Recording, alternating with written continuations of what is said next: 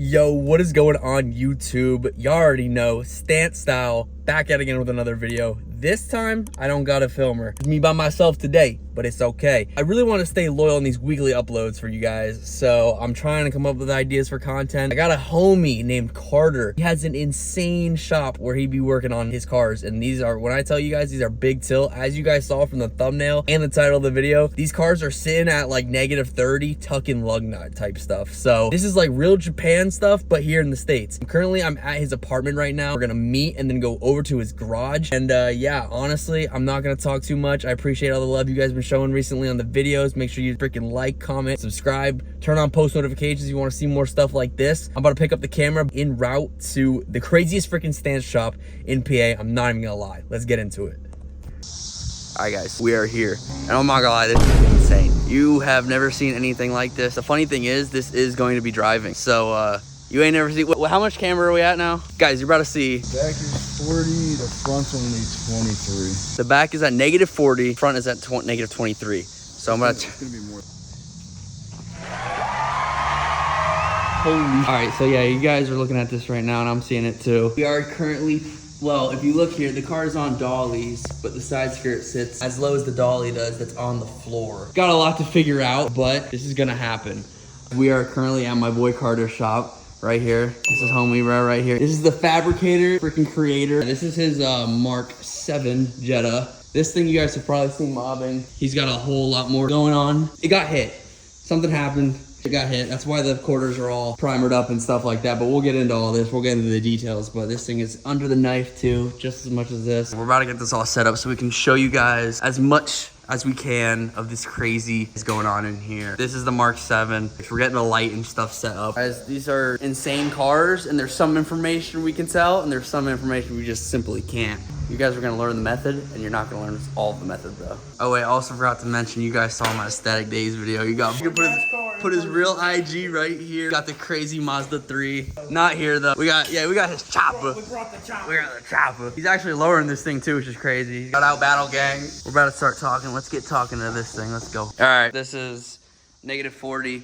Tucking lugs. This is the fabricator. This is who the car is for. This is little bro. This is big bro. Carter, what the hell we got going on here? Pretty much, he came to me with the wild idea. Brought this to him. I ended up liking it a whole lot. He said let's put it on the fuel cell in it, raise the engine, let's dump it. I told him, all right, well, we're gonna do it correctly. We're gonna raise the gas lines, brake lines, all that shit. And we'll make it tuck nicely. And it ended up turning into something crazy. It turned into something crazy. So here we are at -40, tucking complete lug nut. And yeah, she's bodied out. This is what you would call a body drop at this point. This is like what you see those trucks do in the bed, where they just chop everything out of the bed, but in a wagon. This used to hang down, so we cut this out, but this was for the fuel cell. This was where everything used to sit. This used to sit too low. Whenever we raised the subframe in the back, that we had to cut it out and make that completely flat with up here also. And then this is where the battery box used to be. I felt completely not safe with gas tire. Yeah, it's not a good thing. I'm posted up on his Instagram, so I see all these updates on what he's been doing. If you guys make sure you follow me, tons of updates on these builds. So now we're doing we extend the frame rail up there, because if you were to sit it like this, one, we're not gonna have clamps for our wheels. Two, it's not very safe to put that on, because it would kind of set at a weird angle if that wasn't there. So now we're kind of just going with the same dimples of the car and recreating the frame rail. These markings right here, that's going to be cut out here soon, so all these arms will have some accessibility and all that kind of stuff.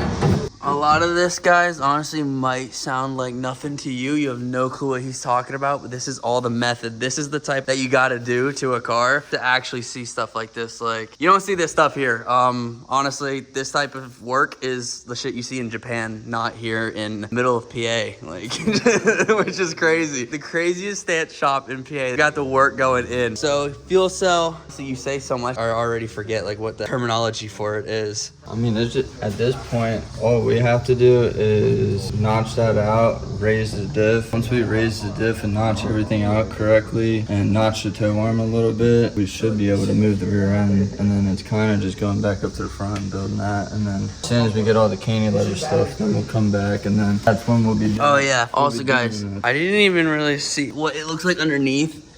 But yeah, the diff and stuff's all there. All right, so basically, cantilever suspension setup. Now you're probably recognizing it once we got these springs and such here. And basically, where your shock used to be, which is completely chopped out and completely gone, is now located here. So you still have suspension travel.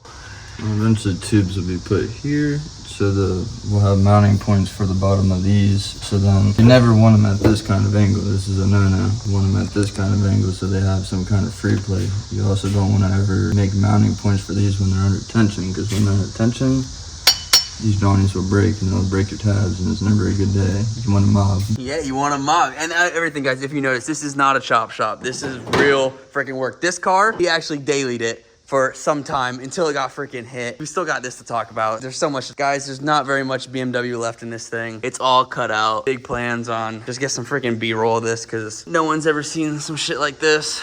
Do you want to talk about the front end too? Here's the battery box, guys, up close. You can see the freaking craftsmanship, guys. Like, look at the welds, but with the primer over it. This is like, you'd almost say, I mean, shoot, it came from BMW like this. About to talk about the front here. So yeah, also guys, this was a 325 all-wheel drive. Body panel wise, this car will be getting E90 M3 front end, E90 M3, whatever the E90 M3 needs for the front. Not too familiar with Beamer front end swaps, but Carter's about to talk about what he's doing to the whole front end here, because this needs tubbed and such. So eventually this weekend we plan to do some sleeves, and the sleeves will be -30. So that would be enough for that. And a sleeve, guys, a lot of you probably don't even know big camber stuff, but the bottom of the strut is welded at an angle. Which, it is a lot of camber at that degree. Yes, I understand that, but I'm also at the same time, I'm gonna cut all this out. I'm only gonna reuse this top hat section because I did recently reinforce that. And I'm gonna pretty much take tubing from the frame rail down here. I'm gonna come up here, yes, it's gonna be a nutty ass bend, but eventually this will have the whole frame cut out from pretty much right here, the whole way back to here. So then the bars will come up and they will meet to each one, and then there'll be another bar in here across for structural integrity. And then I may even try to put these grounds back on, try to reuse. And basically when he says tube, guys, it's, hey, this looks, but all of the structural part of your vehicle is all this stuff. So when you look at drift cars and all that stuff, when they take out their front end, it's all just tubes and shit. It's all supposed to be just as strong as, if not stronger, probably way stronger than how BMW has it. Actually, I definitely say way stronger, because this will take a lot more than the stock one right here. This was not doing it for him, so got all these reinforces. He even adds the reinforcement here because one time he told me they jacked it up and it started bending. Include these now, and now it structural. M3s or anything front end wise? It's gonna be the struts. I'm using Jetta struts on this. Okay, so yeah, this is the Jetta God, so he's gonna use Jetta struts on a BMW here. Reinforce it, and then we just couldn't find any E90 top hats, so we just put the Mark 7 top hat, just drilled holes for it because we love Volkswagen and we've had too many. This is all work that's already been done here. I didn't even realize it. We decided we were gonna do motor work and all that stuff. So now we gotta patch all this stuff up here now. Well, it's supposed to go to GAT, so that's why we did that, because it was supposed to go to GAT, but then snap the bolt in the motor, pull the motor out, and so it's not going to GAT. Yeah, so sadly, guys, you won't see these cars at GAT this year, because I know that's where everyone sees their favorite internet cars out. Guys, next year, GAT 26, yo, Pigeon Forge, please don't shut it down this year. The engine that's going in is gonna need a custom trans tunnel. If this video gets a lot of likes, guys, I will continue to travel out here, and if with their permission to document a lot of this, I will document it. So make sure you guys drop a freaking like, comment if you guys want to see a lot more of this and more of the process, because you look over here, they got a list. They are very organized here. They got everything organized. Oh, here's actually, this is what a sleeve is. So normally your sleeve is straight. To get camber, very common knowledge at this point, but you just tilt it at an angle, so now the hub sits at an angle while the strut is bolted in the top hat. Here, they got a whole list of what to do. Your list is the long one, his list is the short one. But we got a lot of stuff to do to the beam, not a lot of stuff to this. Yeah, you can tell what I added because my handwriting is much different than Carter's. You can check this off almost. Almost, yeah, almost. All right, so talked about the rear end, talked about the front end. Now we got to get into what the hell you're sitting in when you're driving a car like this. So what you got cooking in here, bro? Battery box, so we relocated the battery so it's not next to the fuel cell and the tires in case of fire. We don't want that.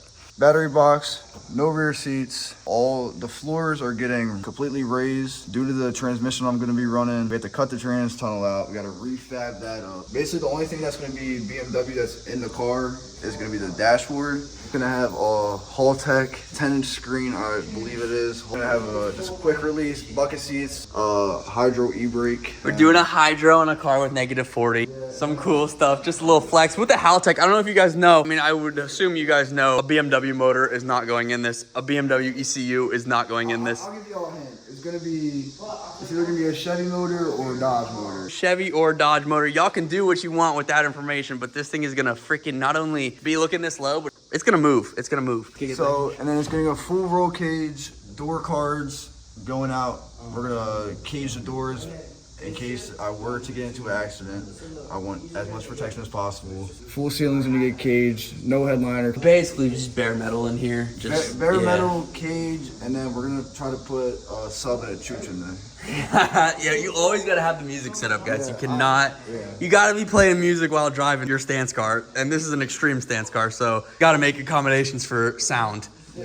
Catch me at GAT 26 though. GAT 26, yo, y'all heard it right there, guys. Let's give them some motivation, guys. We need to see this thing at GAT 26, if not earlier, popping out on Instagram or anything like that. He did say, actually, guys, other than GAT, Static Struggle, their season opener here in PA, this thing might be their next season for the 2026 season. Oh, it will be, he says. It will be. Hour and a half drive. But yeah, this is a 2019, yes, 2019, first year of the Mark 7s. Usually you see people doing Mark 6s. No one has really touched the Mark 7. I know of one other one other than him, but otherwise very untouched platform. And as you guys know, I have a TT, so I love seeing different cars getting this amount of work done to them.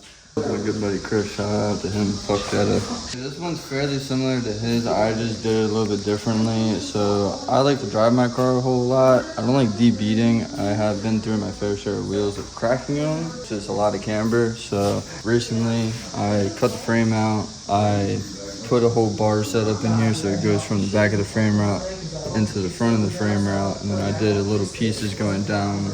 So hook one kind of to the side of the frame route, hook to the top hat. So it's fully structural. It's not bending, it's not going. I didn't even really notice this is all custom freaking work. That's insane. A little bit more tilt. I never measured it, honestly. Yeah, yeah, we actually didn't talk about how much tilt we're at here. I'm bring out the iPhone camera. That's not 20. It's not 20. It's There's because no way. We're gonna use the rim of the wheel because it's not a rim, it's a wheel. This is the rim. All right.